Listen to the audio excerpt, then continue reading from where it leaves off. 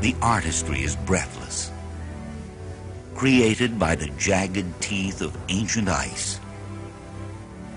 For thousands of years, mammoth glaciers traversed this geography, sculpting it, changing the faces of untold varieties of flora and fauna, reshaping the sands and waters, and performing the miracle we know today as the Indiana Dunes.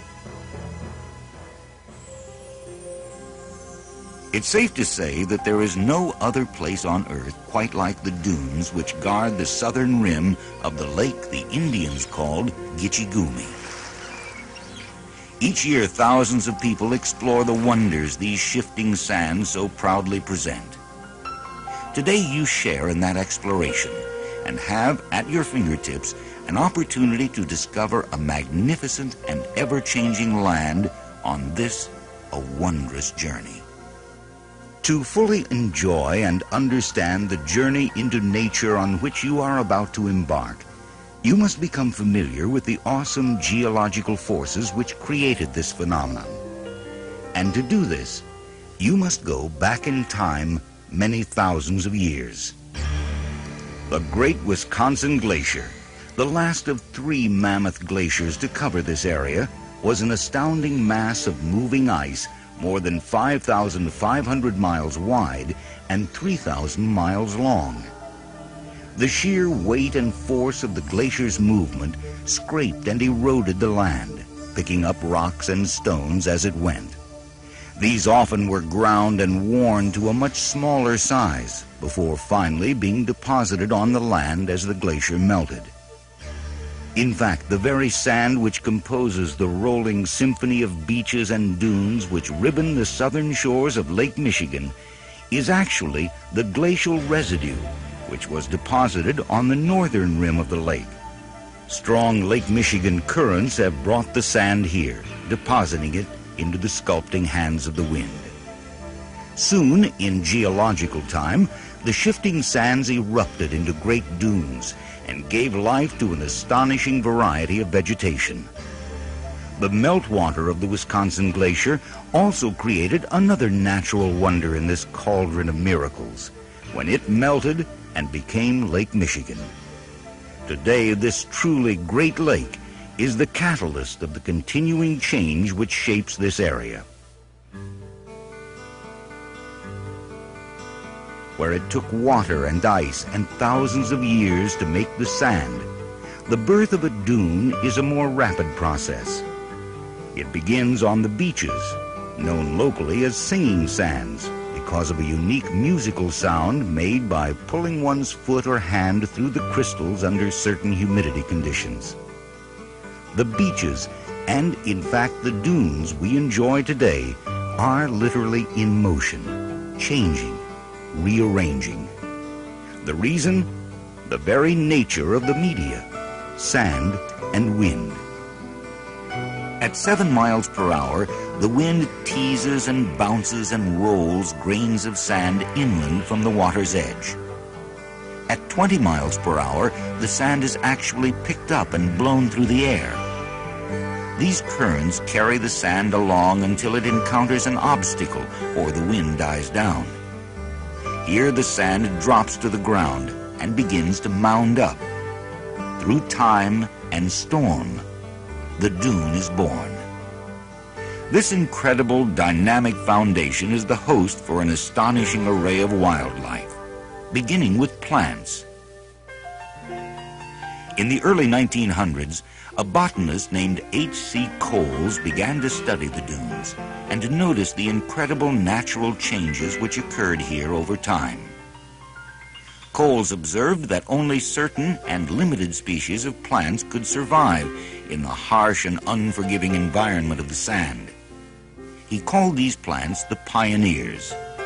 They were hardy and strong and adventuresome, taking root in the tenuous ground and becoming the obstacles which captured the sand from the grip of the wind. The very presence of the pioneers also shaded the land, changing the light and temperature conditions. The roots aerated the soil, their leaves added humidity to the air, and as they died, they added organic matter to the soil. Ironically enough, the great strength of the pioneer species often became what made them extinct, for they frequently changed the physical conditions of the area so much that they themselves could no longer flourish here. So dramatically did they change the land that it became ideal for new plant species to move in. These too brought their own changes, and the cycle began again. Yet newer species wandered in, took root, and changed the environment. Each plant community, in addition, was ideal to support and attract its own animal counterparts. Thus did an intriguing cycle create the wondrous environment we know today. H.C. Coles had discovered in this incredible series of events a natural phenomenon called succession. This theory of succession is now a basic principle of modern-day ecology.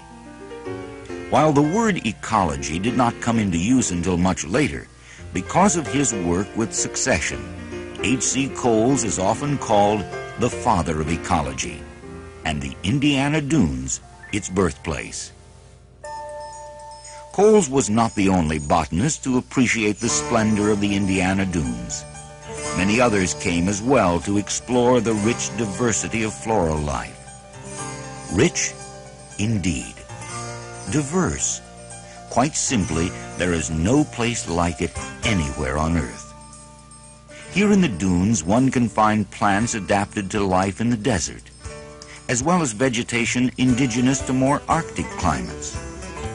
Here in Indiana Dunes State Park, you find oak forests, buttonbush marsh, a creek, swamp forests, ephemeral ponds, dunes, and, of course, coastal beaches.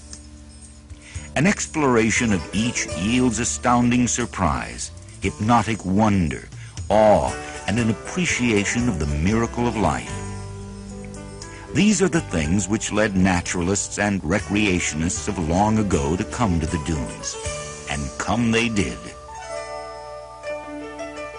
Long before modern roads furnished easy access, people came to the dunes aboard the South Shore train. They came to enjoy nature, to escape the hustle and bustle of city life. They came to lay in the sun, to splash in the water, to hike in the hills. They came to study the plants and birds. They came to relax and enjoy, to dream and create. They came to refresh the life within them by experiencing the freshness of the dune life around them. The dunes became the social focal point of the Prairie Club, a conservationist group from Chicago which built a clubhouse here in the early years of the century. Each summer, members of the club would escape the clutch and cluster of the city by coming to the dunes.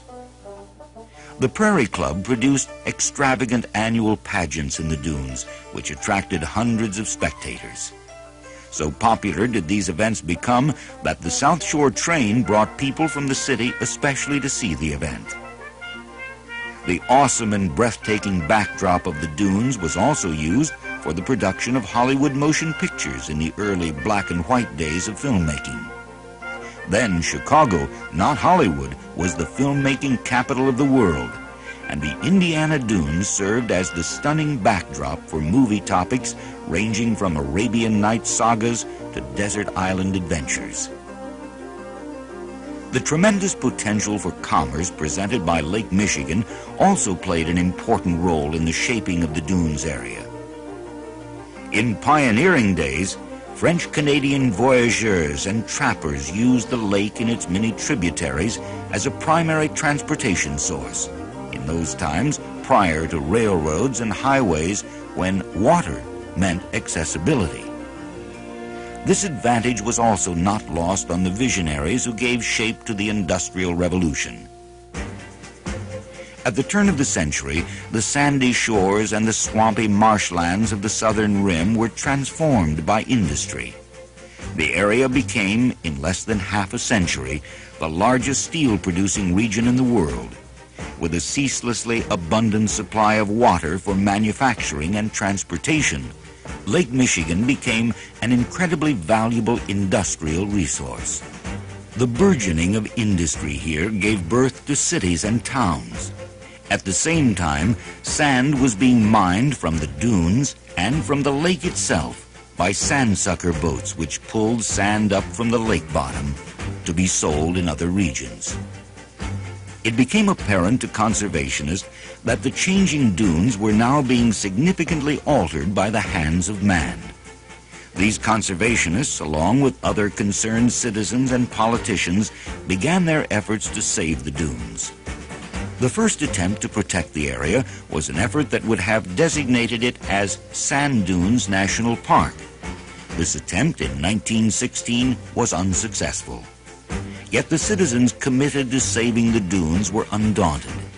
Their efforts continued, and in 1925 the state of Indiana created the Indiana Dunes State Park. Here over 2,000 acres of natural wonder and beauty would be protected forever. 2/3 of the state park is, in fact, designated as Nature Preserve. Here the grand plan of nature is allowed to play itself out. The ecology is preserved in its natural state, protected from development. Nearly half a century later, the perpetual protection of these natural wonders was further enhanced with federal legislation which created the Indiana Dunes National Lakeshore.